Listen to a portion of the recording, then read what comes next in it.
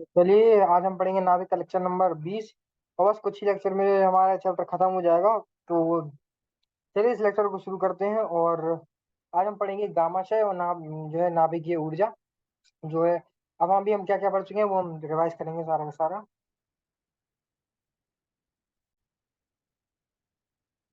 तो हमने देखा था एक अल्फाशय, एक बीटाशय। अल्फाशय में हमने देखा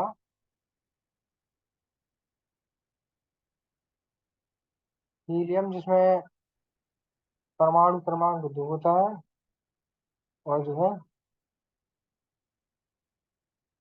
और ये इसमें मास नंबर 4 होता है। E की वैल्यू 4 होती है और जेड की वैल्यू द्रव्यमान क्रमांक 4, परमाणु क्रमांक 2। बीटा में क्या होता है? ये जो है अल्फा, जो है अल्फा शय में हीलियम जो है बाहर निकलता है। और बीटा में क्या है? या तो इलेक्ट्रॉन निकलेगा या पॉजिट्रॉन निकलेगा।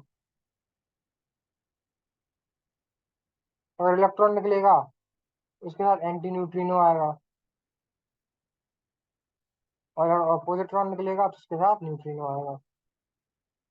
और जो पॉजिट्रॉन होता है जिसका द्रव्यमान इलेक्ट्रॉन के बराबर होता है। फर्क इतना सा होता है कि पॉजिट्रॉन में जो है जो है आवेश जो है उल्टा होता है। और जो अगर बात करें न्यूट्रिनो और एंटी न्यूट्रिनो की, तो न्यूट्रिनो और एंटी न्यूट्रिनो जो होते हैं उनका जो है इलेक्ट्रॉन की जो है कंपेयर करता है, मतलब उनसे कंपेयर किया जाए तो इलेक्ट्रॉन की जो कंपेरिजन में उनका जो है लगभग जीरो मान लेते हैं। मतलब इतना कम जो है द्रव्यमान होता है कि हम उसको जीरो ही मान लेते हैं। तो जो है द्रव्यमान में जो है एंटी न्यूट्रिनो न्यूट्रिनो का कोई जो है क्या से सम्मेलन नहीं होता है। चलिए आगे बढ़ते हैं। हम्म तो परमाणु और नाभिक में विभिन्न ऊर्जा स्तर। परमाणु और नाभिक दोनों में अनु उत्तेजित और उत्तेजित अवस्था होती है। हाँ, जैसा कि हम पढ़ चुके हैं, परमाणु और नाभिक दोनों में जो है कि जो है एक उत्तेजित अवस्था होती है, एक अनुत्तेजित अवस्था होती है। जैसे कि हम पहले ही देख चुके हैं, परमाणु जब उत्तेजित अवस्था होती है तो इलेक्ट्रॉन जो है अपने अपने कक्ष को छोड़कर जो है भागने लगते हैं, और अब वो दूसरे ऊपर वाले कक्षों की तरफ जाते हैं। और कुछ समय के बाद वापिस जो है अपने कक्ष पर आ जाते हैं।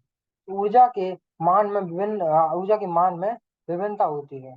परमाणिक ऊर्जा स्तरों का कोटिमान इलेक्ट्रॉन वोल्ट होता है, जबकि नाभिकीय ऊर्जा स्तरों का वो कोटिमान मेगा इलेक्ट्रॉन वोल्ट है। वो होना ही चाहिए। जब भी जो उनका जो अपना परिमाणिक ऊर्जा स्तरों का कोटिमान इलेक्ट्रॉन वोल्ट होगा, और जो है नाभिकीय ऊर्जा स्तरों की जो कोटिमान होगा वो मेगा इलेक्ट्रॉन वोल्ट होगा। और नाभिकीय ऊर्जा स्तरों में गामाशय, तो गामाशय के बारे में जो हमको पढ़ना है।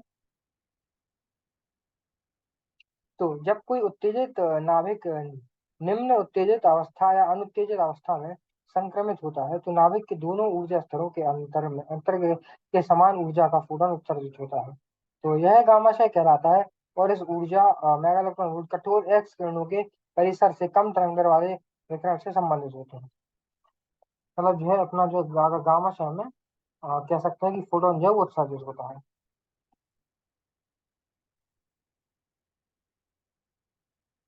हम्म तो सामान्यतः किसी गामा किरण का जो उत्सर्जन अल्फा अथवा बीटा शय के निकटतम नाभिक का उत्तेजित जो है अवस्था में रहने की अवस्था में होता है।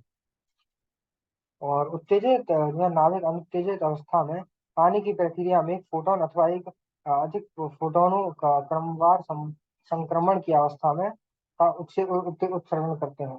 1.17 मेगा इलेक्ट्रॉन वोल्ट तथा 1.3 मेगा इलेक्ट्रॉन वोल्ट ऊर्जाओं की जो है गामा किरणों के क्रमवार उत्सर्जन का सामान्य उदाहरण कोबाल्ट सुपर 60 नाभिक के बीटा माइनस क्षय द्वारा निकेल 60 नाभिक के क्षय होने की प्रक्रिया में प्रदर्शित होता है। तात्कालिक हम वो जो हमने पहले इसको देख चुके हैं उसको एक बार और देखते हैं। उस कंसेप्ट को मान लीजिए हमारा नाभिक है,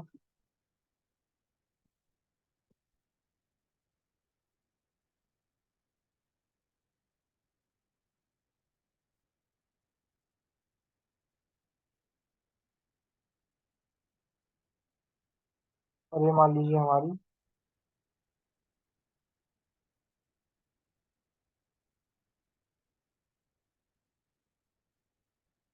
इलेक्ट्रॉन की कक्ष कक्ष जिसमें इलेक्ट्रॉन जो चारों तरफ घूमता है। तो क्या होता है कि मान लीजिए जब इसको उत्तेजना मिलती है, इलेक्ट्रॉन जो है इलेक्ट्रॉन को ऊर्जा मिलती है, तो वो उत्तेजित होता है। उत्तेजित होता है तो वो अपने अपने से ऊपर वाली जो है कक्ष में जाने का प्रयास करता है। इलेक्ट्रॉन क्या करता है, इस कक्ष पे आ जाता है।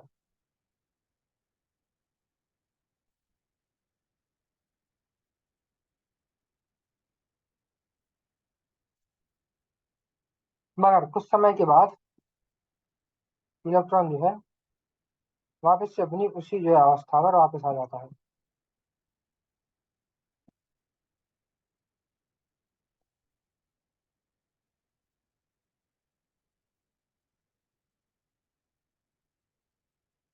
जब ये वापस आ रहा होता है तो इसमें इस प्रक्रिया में जो है फोटोन रिलीज होते हैं।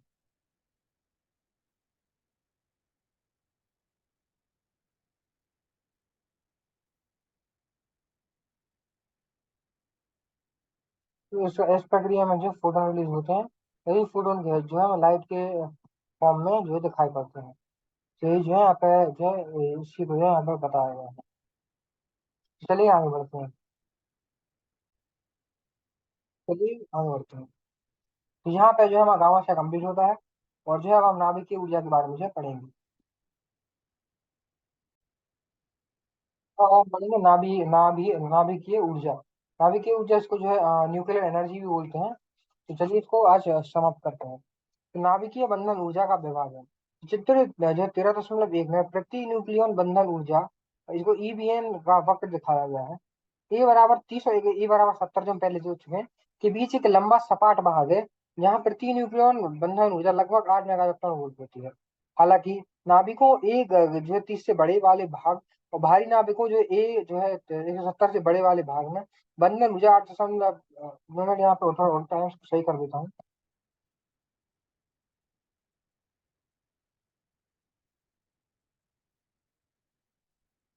यहाँ पर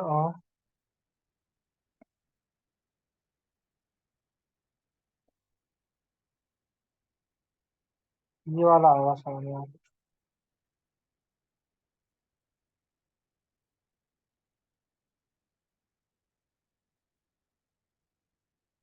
हम्म, तो जो ये 30 से जो छोटे हैं और जो एक स्तर से बड़े हैं और 30 से जो छोटे हैं वाले जो है भाग में बंधन ऊर्जा 8.0 मेगा इलेक्ट्रॉन वोल्ट से कम होती है। तो कम बंधन ऊर्जा वाले नाभिकों को अधिक बंधन ऊर्जा वाले नाभिकों में जो है रूपांतरित होने पर कुल ऊर्जा जो है विमुख होती है। ये जो है पहले ही पता है। तो पारंपरिक ऊर्जा स्रोतों में ऊष्माक्षेपी रासायनिक अभिक्रियाएं, कोयले और पेट्रोलियम जैसे पारंपरिक ऊर्जा स्रोतों में ऊष्माक्षेपी रासायनिक अभिक्रियाएं होती हैं। इन अभिक्रियाओं से विमुख होने वाली ऊर्जा इलेक्ट्रॉन वोल्ट की कोटि होती है। ठीक है। और जो है नाभिकीय स्रोतों की अपेक्षा, नाभिकीय स्रोतों में मेगा इलेक्ट्रॉन वोल्ट कोटि की ऊर्जा विमुक्त होती है। और द्रव्य की समान मात्रा के लिए नाभिकीय स्रोत पारंपरिक स्रोतों की अपेक्षा लाखों गुना ऊर्जा विमुक्त करते हैं। उदाहरण के लिए 1 केजी यूरेनियम के विखंडन से लगभग 10 की घात 14 जो है जूल ऊर्जा प्राप्त होती है, जबकि 1 केजी कोयले के दहन से 10 की घात 7 जूल ऊर्जा प्राप्त होती है।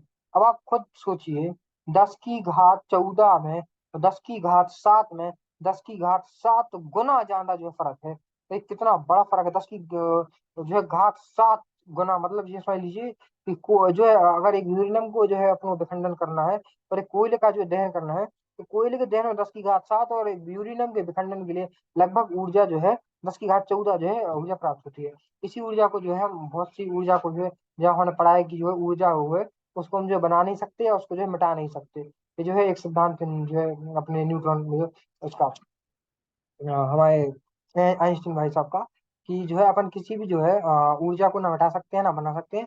हम उसको केवल एक फेज से दूसरे फेज में कन्वर्ट कर सकते हैं। न्यूक्लियर ऊर्जा है जो है उसको अपन कन्वर्ट कर, नाभिकीय ऊर्जा है जैसे उसको अपन जो है कन्वर्ट कर सकते हैं किसी भी जो है मतलब अलग ऊर्जा में। तो हम क्या करते हैं कि जो है यूरेनियम को जो है तोड़ते हैं और उससे जो ऊर्जा प्राप्त होती है उसको उसको जो है हम अलग अलग तरीके से हम उसको इस्तेमाल कर सकते हैं। उसके बहुत से फायदे भी होते हैं क्योंकि ऊर्जा की जो आवश्यकता है अभी पूरी दुनिया में सबको है। तो ये जो है नाभिकीय ऊर्जा भी उन्हीं ऊर्जा में से एक है, और इनका इस्तेमाल भी बहुत जगह होता है। और जो है नाभिकीय स्रोतों में मेगा इलेक्ट्रॉन वोल्ट कोटि की ऊर्जा विमुक्त होती है। यहाँ पे ईवी की जो है इलेक्ट्रॉन वोल्ट में नहीं होती ऊर्जा विमुक्त, इसमें मेगा इलेक्ट्रॉन वोल्ट में जो विमुक्त होती है। और ये समझ लीजिए कि यहाँ पे लाखों गुना ऊर्जा जो है विमुक्त ज्यादा करते हैं ये लोग। ये समझ लीजिए कि इसको ऐसा तो ऐसा क्यों करते हैं, मैं आपको दिखाता हूँ जैसे कि।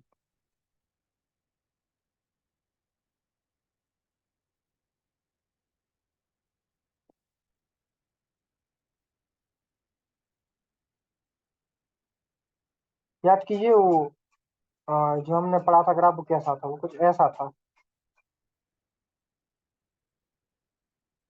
हाँ रुकिए जरा।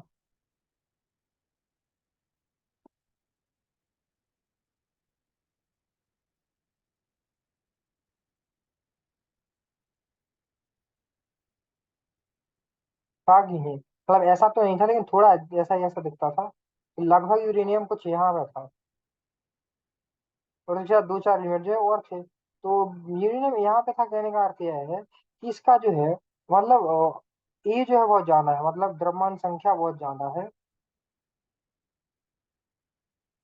उसकी जो है कल्पना संकल्पना उसको जो है, उसको अगर अपन देखेंगे उसके हिसाब से, तो और जो इसकी बाइंडिंग एनर्जी उसको बोलते हैं, बंधन एनर्जी जो है पर न्यूक्लियन, वो इसकी बहुत जो है वो कम होती है। कहने का अर्थ है कि बहुत ही कम ऊर्जा में जो है यह टूट सकता है। तो कब वो बहुत ही कम ऊर्जा में जो है वो टूट जाता है। तो इसका जो है एक और कारण है कि यूरेनियम जो है एक रेडियोएक्टिव एलिमेंट है। यही जो रेडियोएक्टिव एलिमेंट, मतलब कहने का अर्थ है ये जो जो जो परमाणु होते हैं, इन यही परमाणु जो है रेडियोएक्टिव रेडियोएक्टिव जो हमने पढ़ा था, रेडियो एक्टिविटी, पहले हम इस टॉपिक खत्म करते हैं। वो खत्म कर चुके हैं, वो भी इसी टॉपिक के जो है इसी ऐसे ही पदार्थों की वजह से होता है। ये जो क्या है, धीमे धीमे जो अल्फा क्षय और बीटा क्षय और गामा क्षय जो ये लोग करते रहते हैं, तो इनके इनके जो अल्फा बीटा क्षय गामा क्षय की वजह से जो है कभी कभी ऐसा होता है कि हमने याद किया, हमने एक्सपेरिमेंट पढ़ा था, जो है वो कुछ ऐसे पदार्थ जो है यूरेनियम जो में से निकल रहा था, जो पन्नी मतलब जो काली पन्नी को भेद के गया था, चांदी को भेद के गया था, फिर जो उसने जो है हमने स्क्रीन लगाई हुई थी उसको काला कर दिया था।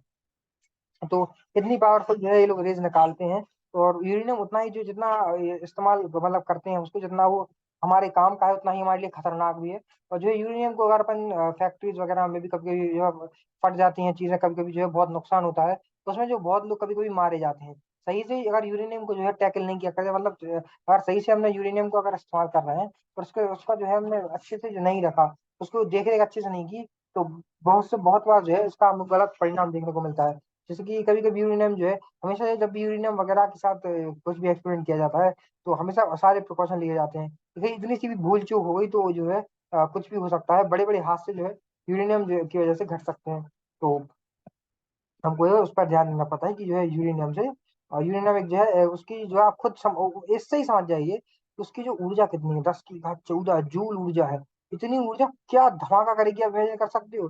जब जो है कोयले का जो है 10 की घात 7 जूल ऊर्जा प्राप्त होती है 1 किलो कोयले से, तो आप सोचिए कि 1 किलो कोयले के मतलब मतलब ये समझ लीजिए, 1 किलो कोयला लीजिए, उसमें से जो ऊर्जा प्राप्त हुई उसका जो है 10 की घात 7 गुना कर दीजिए, उतना जो है हमको जो है 1 के यूरेनियम से ऊर्जा प्राप्त होती है। तो ये ऊर्जा जितनी हमारे काम की उतनी हमारे लिए खतरनाक भी है। तो लेकिन अगर इसका सही उपयोग किया जाए, तो ये जो है सही भी है हमारे लिए, और लाभदायक ही जो साबित होगी अगर इसको सही से उपयोग किया जाए। हम्म। तो आज हमने क्या पढ़ा? आज हमने पढ़ा गामा क्षय और नाभिकीय ऊर्जा। तो गामा क्षय जो हमने कंप्लीट किया, तीनों क्षय हमने कंप्लीट कर दी हैं, अल्फा क्षय, बीटा क्षय और गामा क्षय। तो अल्फा क्षय में क्या निकलता है? अल्फा क्षय में है हीलियम निकलता है। और बीटा क्षय में जो है इलेक्ट्रॉन और पॉजिट्रॉन निकलते हैं, इलेक्ट्रॉन के साथ एंटी न्यूट्रिनो निकलता है, और पॉजिट्रॉन के साथ न्यूट्रिनो निकलता है। और फिर हमने पढ़ा गामा क्षय में जो है फोटोन निकलता है। तो और हमने पता पहले ही इसको पढ़ चुके हैं, फोटोन कैसे निकलता है। तो परमाणु चैप्टर में मैंने आपको बताया था कि जब इलेक्ट्रॉन जो है ऊर्जा प्राप्त करता है, तो वो दूसरे जो है अपने जो है कक्ष में चला जाता है। और फिर जो ऊपरी कक्ष में जाने के बाद वो जहाँ जो है वापस से जो है कुछ ही समय के बाद वापस से जो है अपनी वो जो पहले की जो जहाँ था वहीं आ जाता है वापस। और जब वो ऊपर वाली जो है कक्ष नहीं वापस नीचे आता है, तो वो जो है ऊर्जा जो है मतलब फोटोन जो है वो जो है छोड़ता है प्रकृति में। तो वो छोड़ता है, तो वही फोटोन जो है हमें ऊर्जा लाइट के चलते, मतलब वही हमें लाइट के रूप में जो दिखाई पड़ता है, वो है वही ऊर्जा। तो बस वही ऊर्जा हमको लाइट के मुंह में दिखाई पड़ती है। और बस, और हम बस यही तो हमने आज गामा क्षय के बारे में पढ़ा। और नाभिकीय ऊर्जा के बारे में ही पढ़ा हमने, इसके जो यूज देखे, किस तरीके से हम इसको यूज कर सकते हैं, और क्या जो है इसके नुकसान है वो भी मैंने आपको बताया। और कल हम क्या पढ़ेंगे, कल हम विखंडन और नाभिकीय रिएक्टर के बारे में पढ़ेंगे। इसके इनकी टॉपिक इंटरेस्टिंग है, आपको पढ़ने में बहुत मजा आएगा, मेरी गारंटी है। तो इंटरेस्टिंग टॉपिक्स हैं, तो अगले लेक्चर में पढ़ेंगे इसको, और काफी मजा आ जाएगा आपको। बस एनसीईआरटी आपको जो है मैंने आज पढ़ा दी उतनी रीड करके रखनी है, और जो कलम पढ़ने वाले हैं इसकी एनसीईआरटी आपको पढ़ के आनी है। और क्योंकि अगर आप पढ़ के आओगे तो जो है आपको जो है कोई भी जो डाउट नहीं आएगा क्लास में, और आपको जो है सब कुछ अच्छे से समझ में आ जाएगा। चलिए आज के लिए जो मेरे हिसाब से इतना बहुत है, और इतना रहने देते हैं।